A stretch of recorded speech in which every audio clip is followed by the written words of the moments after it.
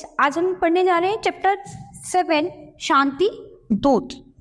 भारत अहिंसा का पुजारी है। शांति से जीवन यापन करना ही यहाँ के लोगों का लक्ष्य रहा है। इसी प्रकार के शांति प्रस्ताव को लेकर महाभारत के युद्ध से पहले श्री कृष्ण जो थे शांति दूत बनकर दुर्योधन के पास गए थे। यहाँ उसी घटना का वर्णन किया गया है। यहाँ पर क्या है, भगवान कृष्ण जो थे एक दूत बनकर गए थे, शांति दूत बनकर गए थे दुर्योधन के पास। तो उस घटना के बारे में आज हम पढ़ते हैं। कृष्ण कहते हैं, दुर्योधन यद्यपि तुमने छल से जुए में हरा कर पांडवों से उनका राज्य छीना और उन्हें वन भेजा, फिर भी वे तुम्हें इसका दंड न देकर केवल शांति पूर्वक जीने का अधिकार चाहते हैं। अतः तुम उन्हें जीवन निर्वाह के लिए केवल 5 गांव दे दो।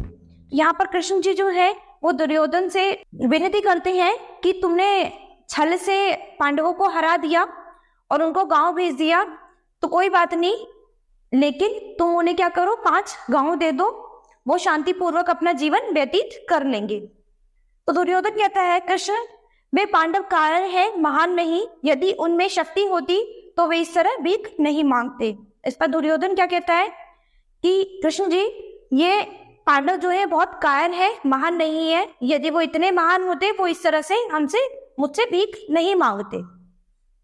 तो कृष्ण कहते हैं, यह तुम्हारी भूल है। अर्जुन जैसे धनुर्धारी और भीम जैसे पराक्रमी वीरों को तुम कायर कह रहे हो।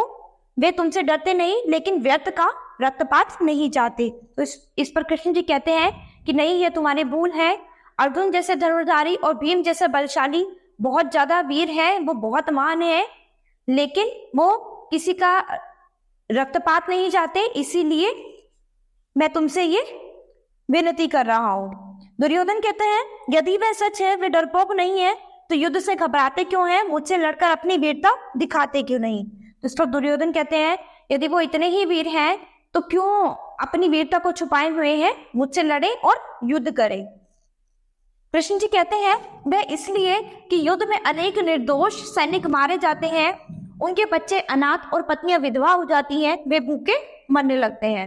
अभी कृष्ण जी कहते हैं कि वो युद्ध इसलिए नहीं करते कि उनके युद्ध करने से हजारों सैनिक जो हैं वो बिना किसी दोष के ही निर्दोष मारे जाएंगे, जिससे क्या होगा, उनके परिवार बर्बाद हो जाएंगे, उनके बच्चे अनाथ हो जाएंगे और उनकी पत्नियां जो है वो विधवा हो जाएंगी। तो वो ऐसा नहीं चाहते, पांडव जो है वो ये सब करना नहीं चाहते हैं। दुर्योधन कहता है, उन डरपोक पांडवों से कहिए कि औरों की फिक्र छोड़े और अपना ख्याल करें। बिना युद्ध के तो मैं उन्हें 1 इंच भूमि तक नहीं दूंगा।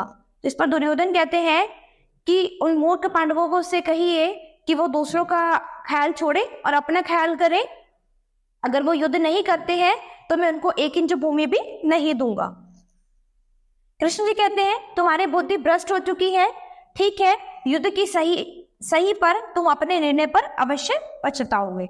इस पर कृष्ण जी कहते हैं कि तुम्हारी बुद्धि जो है वो एकदम भ्रष्ट हो चुकी है, लेकिन जब युद्ध का सही समय होगा तो तुम्हें अपने निर्णय पर बहुत ही पछतावा होगा। तो यहाँ पर हमने क्या पढ़ा, बच्चों को युद्ध से होने वाले दुष्परिणामों से सचेत करते हुए अपनी प्राचीन परंपराओं, आदर्शों एवं मूल्य के अनुसार चलने के लिए प्रेरित करें।